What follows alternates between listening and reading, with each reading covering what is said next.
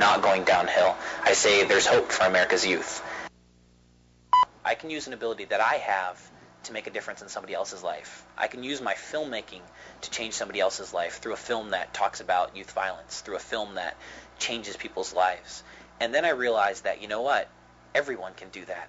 And that's why I wrote the book, There's Hope for America's Youth, because everybody can take the talents they have and use them to make a difference. No different than I take my filmmaking and use it to fight youth violence. In writing There's Hope for America's Youth, the number one thing I wanted to do was encourage parents to help their children make a difference in the world. And I felt that if they could see the kids that were doing these incredible things, if they could see how it was done, then they could start changing their youth to change the future generations to come.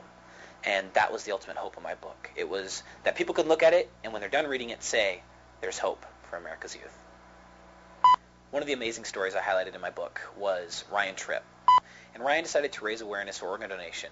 So he thought the best thing he could possibly do was ride a lawnmower across the country and mow the Capitol lawn. And it was phenomenal because 3,000 miles later, he did it and raised phenomenal awareness and helped save a little girl's life. Jared Minear has to be the most inspirational kid I have ever met in my entire life. He's a kid who was diagnosed with cancer when he was very young, but in his sickness, in his disease, he decided to do the most incredible thing I've ever seen from a human being. He decided to give back and take toys around to hospitals everywhere to help kids that were like himself.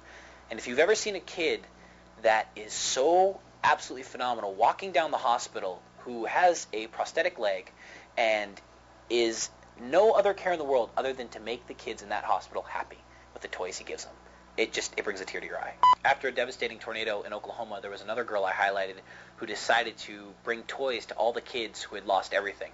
And it was neat. She just decided to get the community together, get everyone together, and get these kids together and bring them toys and try to make them cope through the horrible devastation of a tornado. I think today's youth is looked at very negatively. I think that because of the media they've received recently, Columbine, and all the different school shootings, adults tend to think that youth are reckless, they're dangerous, and we're going downhill very fast. I say they're wrong. I say the youth of America are not going downhill. I say there's hope for America's youth. The ultimate goal of both my book and my film is to teach people that they can make a difference, that they can change the world with the talents they have, and that it's easy. As simple as saying hello.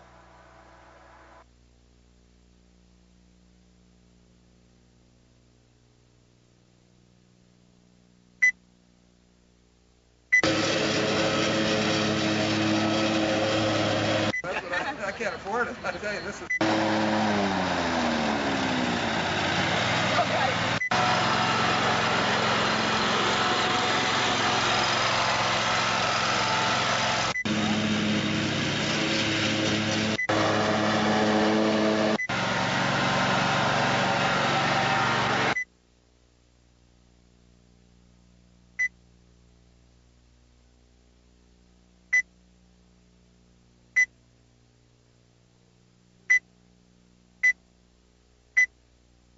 You're a terrible driver, you know it? I can't even see. How are you doing today? Oh, this one's really neat. We've got one of the fashion Barbies. You've already got that one? Do you have this one? You don't have this one? And it's got the stuff on the back. You want this? All right, there you go.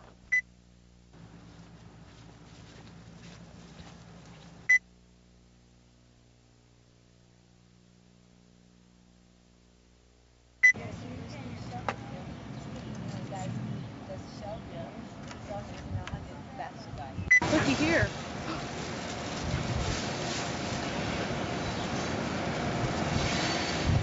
And a big bouncy ball. And a bucket. And a push ball. Bubble.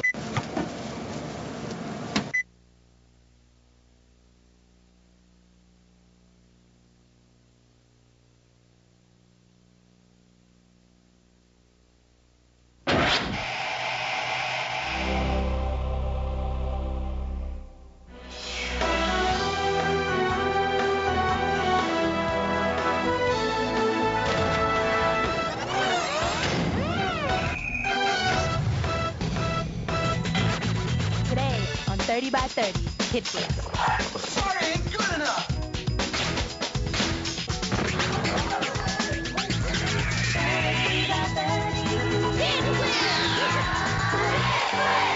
After seeing what happened with the Columbine issues and, all the school shootings, I kind of looked at it and said, this can't be where my peers are. This can't be where my generation is. What's the future going to hold? And I figured I wanted to do something. I saw the school shooting, and I figured I wanted to do something that would change the way either people looked at us or change the way my peers looked at each other. Films, for some reason, stick with people. They're images we can never forget. It's sound, it's video, all together. And I figured when I made a movie that included all of this, people wouldn't forget what they saw. And if I made it powerful enough, it was something they could carry through their whole life. This film started to impact people in ways that, I don't know, even beyond what I thought maybe what I could have imagined at first. I mean, we went through and we filmed the school shooting scene. And I remember the teacher coming up to me afterward and saying, it scared her. It gave her chills. Even though it was a reenactment, even though it was acting, cameras, lights, everything was there, it still sent chills through her spine to see this reenactment of a school shooting. And so the power behind it was really just from the film itself. This kid has a rough home life. He has a rough time at school. He gets picked on, Teacher picks on him. And so, he gets it from all areas. And I think when you put that all together, you get a Klebold and Harris in a sense. And when the kid's struggling with his own self-image, high school's a tough place. And so what they really need is someone to reach out to them. And that's what my film tackles, is this issue of the best solution we can have is to reach out to one another. You may not have a second chance. Lucky for Dawson, he had a second chance. And for kids that don't, the only thing you can really do is start now. Start where you're at and make a difference where you're from. Why not get the audience off the bat? Capture your audience, right from the beginning. Like you look at the beginning of my movie and here's a story where, all of a sudden you're driving a million miles an hour in a car and then all of a sudden this kid slammed against a locker and, it's just like I've caught my audience at first and now they're interested to see the rest of the stories. This bar up here is basically the bar I use to mount the camera in between. You mount it in between the two lights. And then I drive and hope rocks or large birds or animals don't hit it while I film. And I shot the camera at normal speed, everything. And I just drove for 8 minutes. And that 8 minutes became 2 minutes high speed in the editing room. A lot of kids asked, well, how do you do the Matrix effect? It was funny. I actually had them run into each other and hold still, perfectly still. And I circled the camera around them, and then I sped it up in the editing room just enough to where it gave it kind of a Matrix effect. I think the funniest part was trying to get them to hold still. They'd run into each other and have to hold still. And so we probably shot it 3 or 4, 5, 6 times, and they kept falling over, landing on top of each other. It was funny.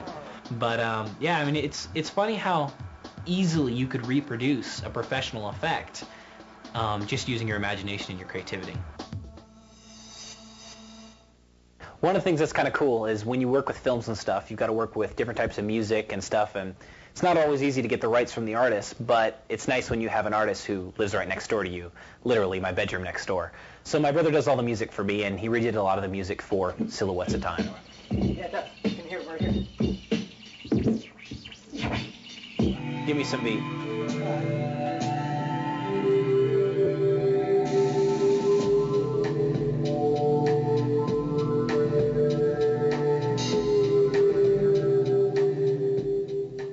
Usually I'll take my film to schools I speak at.